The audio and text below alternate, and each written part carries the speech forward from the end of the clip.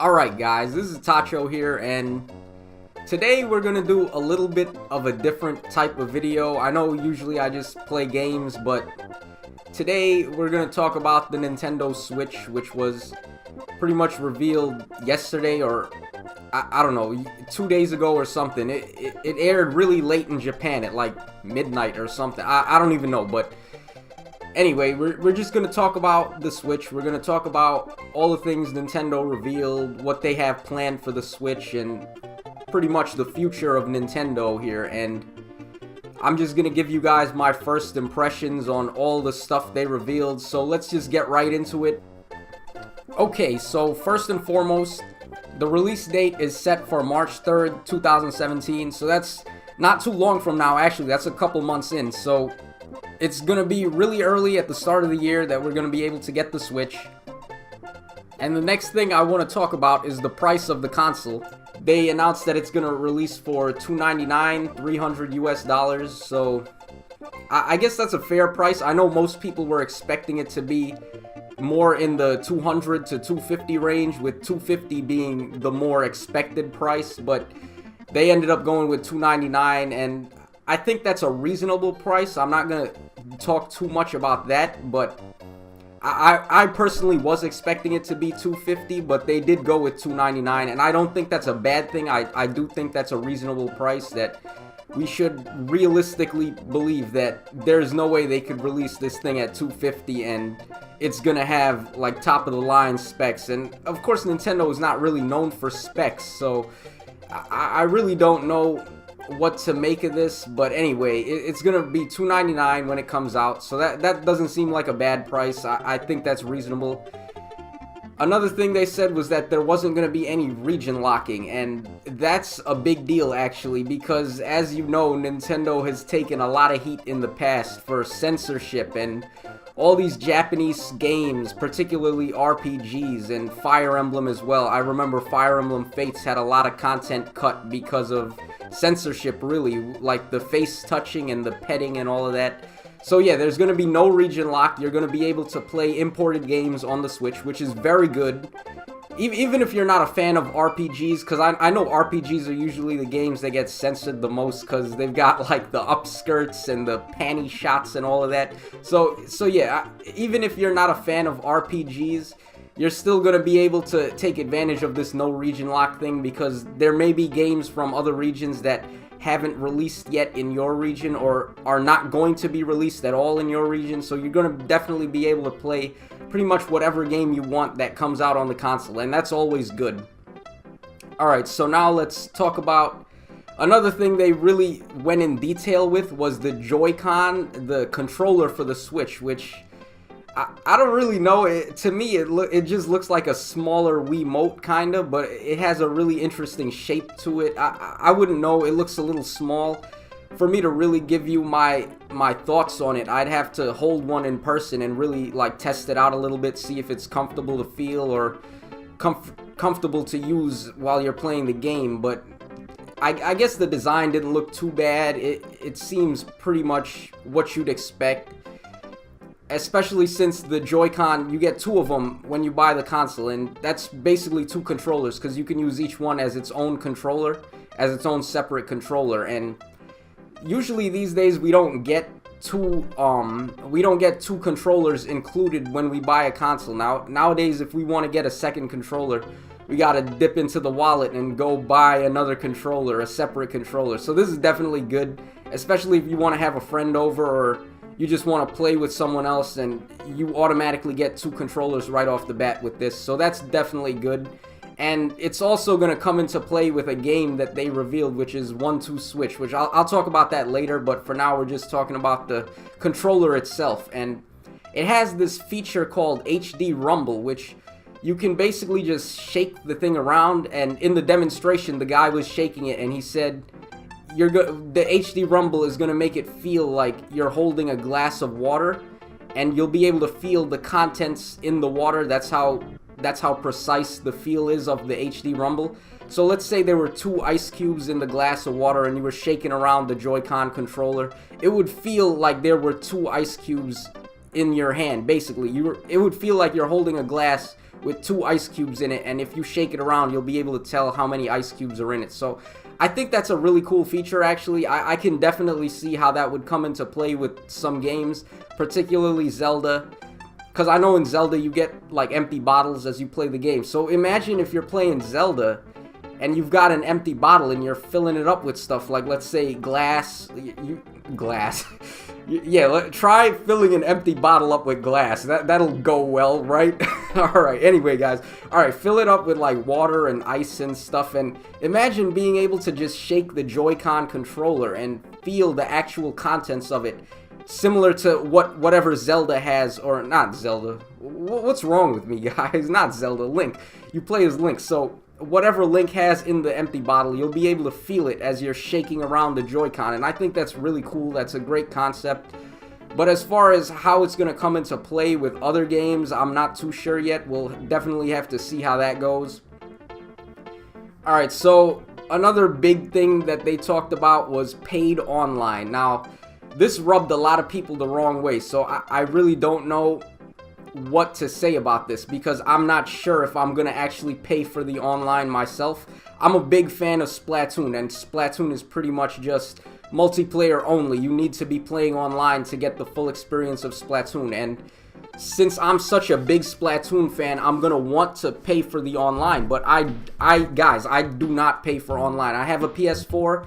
I do not pay for online. I never pay for online, because what you're going to do is you're going to pay like 50 bucks for a year's subscription, and you're not going to play the online for a year. You're going to play maybe like every week. You'll play maybe like 2 or 3 days a week of online, and you're not going to get your full money's worth, basically. So I'm really not a fan of paid online. I'm not going to pay for it.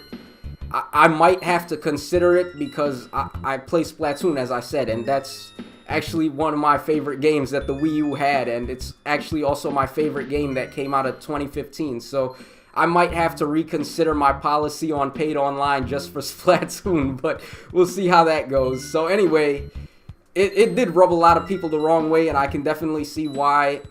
I personally would not recommend paying for online, because they also said that they're going to give a few months of online for free so that you could try it out and see if you like it.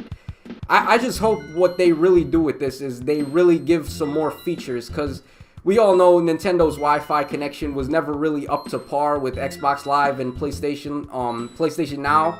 So hopefully this is a step in the right direction as far as the quality of the online goes. I mean, knowing Nintendo, they're probably just gonna make you pay for the exact same Wi-Fi connection they've been giving us for free the whole time. But I want to give them the benefit of the doubt here. Let's say they do away with friend codes and all of that, and they actually go full on with the like gamer tags. You can customize your own whatever you want to be called online, and that's going to be how you add people. And I know also on the Wi-Fi connection that Nintendo had, you couldn't send friend requests after a match, and like all kinds of features like that. There wasn't really any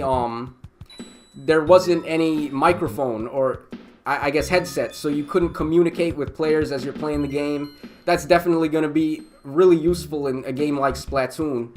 But anyway, let's just hope that if they're going to make this paid online, they're going to really buff it up. They're going to add a lot of good features, and they're going to really make it up to par with what Sony and Xbox have for their online. But I don't know, guys. I'm a little skeptical still anyway, so we'll see how that goes.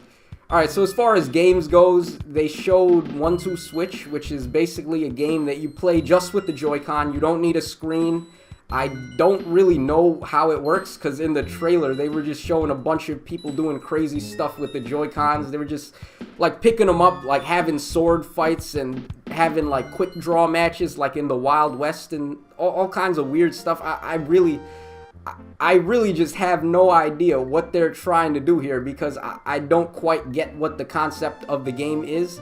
I don't really know how to play it exactly. Like, all you do is you just pick up the Joy-Con, and whoever picks it up first wins or something. I don't know. I don't see how that's going to make for a fun game, but I don't know. Maybe I'm just missing something here, guys, so we'll see how that goes. They also showed off a new game called ARMS, which I actually, when I saw the trailer, I thought it was going to be Telero Boxer, which is a game from the Virtual Boy, which was actually one of the best games on the Virtual Boy. So that's what I thought it was at first, but then they said it was ARMS, and it's a new IP, so that's always good. We definitely want to see new IPs. We want to have new franchises that we can fall back on, but at the same time, I think it would have been a little more beneficial to them if they just went with an old IP and tried to like revamp it a little bit so it would be suitable for the Switch. Like, as I said, Telero Boxer, that's a really cool game, and that would have been interesting actually. But anyway, so the point of this ARMS game is you pick up the two Joy-Cons and you play it like you're actually boxing. So it's kind of like the Wii U, not the Wii U guys, the Wii, how they had the motion sensor and you could play like Wii Sports boxing and all of that. So it's something like that, but it's more in-depth. It's kind of more like an actual game. It looked interesting. I might want to try it out, but I don't know.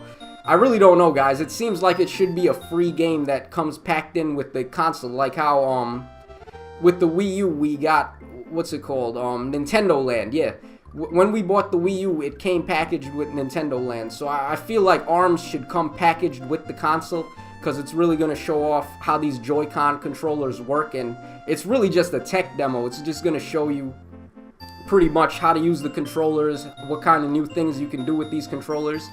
So yeah, anyway, moving on, they also showed Fire Emblem Muso, or Fire Emblem Warriors, which is kind of like earlier on the Wii U how they had Zelda Muso or Hyrule Warriors. So it actually makes a lot more sense for Fire Emblem to be in this setting, because as you know, if you played Fire Emblem, you basically just go in with an army of maybe 5 to 6 people and you fight enemy armies of like 50 to 60 people. So it definitely makes a lot more sense for Fire Emblem to be a Warriors game, because it's basically just one guy killing an entire army if you're playing Fire Emblem. So that makes a lot more sense than Zelda. I'm definitely looking forward to that. We're gonna have to play as Ike if I get that game, yeah, because Ike is, of course, my favorite lord in Fire Emblem, and I can just imagine crushing enemy armies with Ike and just being overall just badass. And also, the music is going to be really great. I enjoyed the music a lot in Hyrule Warriors. The remixes were really good. I can't wait to hear some of the remixes for the music in Fire Emblem Muso, so definitely check that out, guys. That's going to be a good game. They also showed off Mario Odyssey. Now, this looked really interesting, but at the same time, it looked like it could go bad real quickly, because they showed Mario in New York City, and New York City looked really realistic. I was not opposed to the way the city looked. The graphics looked great, and there were like people walking around with like business suits, like they looked like they were going to work and stuff, and I really just don't know, because then Mario came out of the manhole and he looked all cartoony and he just looked so out of place. It was really jarring actually to see Mario in New York City and all these realistic buildings and realistic people, and I don't know, guys. And then there was a scene where there was like two ladies in suits, like business suits, like they looked like they were going to work, and they were playing jump rope with Mario, and it looked really crazy, guys. So I don't know, but as far as the actual gameplay goes, the gameplay looks solid. I doubt this is going to be another thing like Sonic 06, because a lot of people are comparing this to Sonic Adventure and Sonic 06, because it's like you got this cartoon character thrown into a realistic world out of nowhere. So basically, they're comparing it to that. But I don't think this game is going to go down like that, because of course it's Mario. They're going to have good controls. They're going to iron out all the controls. There's not going to be glitches and anything like that, anything too detrimental to the game. And they showed off a really cool mechanic where Mario can throw his hat and then jump on it. So I'm definitely interested to see where they go with that. But guys, I'm not too big a fan on the 3D Marios. I never was. I was never a big fan of Mario 64 or Galaxy either, honestly. My favorite Mario games are always the 2D platformers like Super Mario World, Mario Brothers 3, New Super Mario. Those are really good games, I think. I just prefer Mario when he's in a 2D setting. Alright, so moving on to more games. They also showed off SMT5, Shin Megami Tensei 5. So they really showed actually a whole bunch of RPGs, like Dragon Quest 10 and 11. They didn't really show footage of the games, but they did announce them. And there was a Square Enix RPG that it looked like Final Fantasy kinda. It was really interesting actually, because the artwork was like a bunch of sprites, and it was a 3D game though. It was like sprites in 3D, so that really looked cool. I was actually interested in playing that. Another RPG that they really talked about was Xenoblade 2, and here's the thing, I've never played Xenoblade 1, I've never played the sequel on Wii U, I don't know anything about Xenoblade, guys. I do not play Xenoblade, but it looked like a solid RPG, I guess, so definitely if you're interested in that, then check it out, I would say. So I don't know how that's gonna go, but with all these RPGs that they've been announcing and all their third-party developers that they showed off, it pretty much looks like they have the whole cast from the 3DS crew coming back to do more games for them. So I have a feeling that they're going to try to eventually push the Nintendo Switch as the sequel to the 3DS, or at least the next-gen 3DS. So they're trying to really combine their handhelds with their home consoles here, because as you know, the 3DS vastly outsold the Wii U. It was ridiculous. It was like 60 million units for the 3DS and like 3 million units for the Wii U, so they definitely want to try to attract the handheld player base into their home consoles, because they have a huge following, a huge player base for their handhelds, but that's not really being translated over to the home consoles. So I definitely see them trying to get with that and try to combine these two different kinds of audiences into one, so they can really just focus on one console and really excel on that. So I'm looking forward to that. It would have been really sold though if they revealed this supposed Pokemon game, Pokemon Stars, which is basically supposed to be a Switch game that's Pokemon Sun and Moon really, and I'm sure if they had unveiled that, they really would have sold a lot of copies there. And yeah, all these RPGs that they showed off pretty much resemble the 3DS library, because if you check out the 3DS, all these games that do well on the 3DS, such as Bravely Default and Pokemon and all these RPGs that really just come together on the 3DS, because handhelds are really a good place for RPGs, and that's definitely going to help the console, the Switch, if they just release all these RPG titles on it.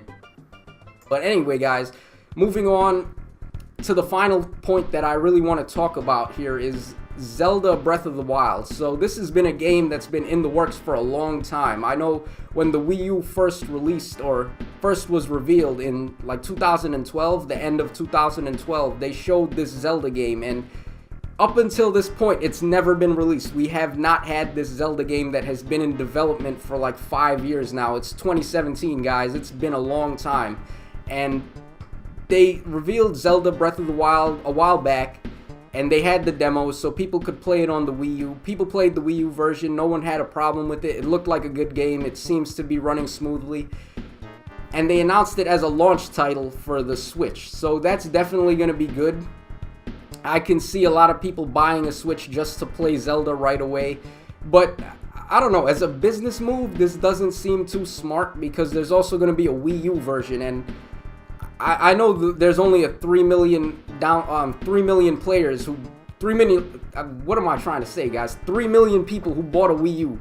That's how many consoles they sold. So I guess for 3 million people, they're just going to buy it on the Wii U, or it depends. Whoever is going to adopt the Switch early, they're going to probably want to get Zelda as a launch title, obviously.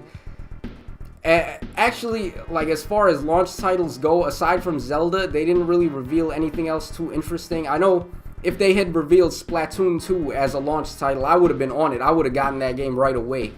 But I don't know, guys. They revealed Zelda is pretty much their main launch title here, their flagship launch title, and aside from that, we've got Zelda at launch. Then in the summer, we've got Splatoon. Who knows when in the summer?